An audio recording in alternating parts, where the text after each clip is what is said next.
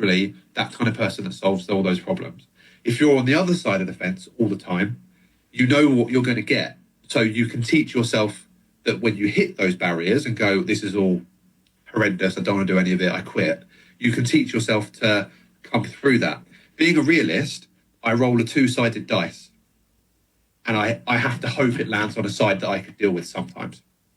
That's how it feels. Or I flip a coin, not a two-sided dice. That's a bit silly. You flip a coin, and I hope that it lands. You have to guess what side it's going to land on in like a split second.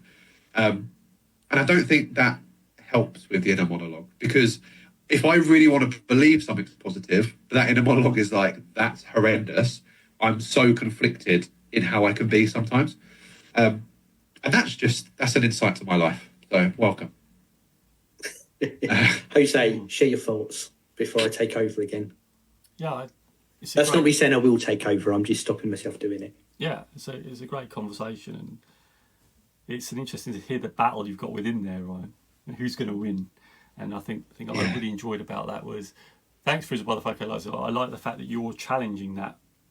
Oh, your idea. I would say that point, and you're like recognizing that, because actually go on. I would just say, sorry, that coin often lands more on the positive side than it does the negative side. It's, especially in the last 3 or 4 years, as Lee mentions, it often lands more on the positive side than it does on the negative side. Sorry, carry on. No, I love that, because when you do that, you open yourself up to possibility, because the reaction is, it's shit, but actually, you said you hadn't had a chance to think it through, which I heard.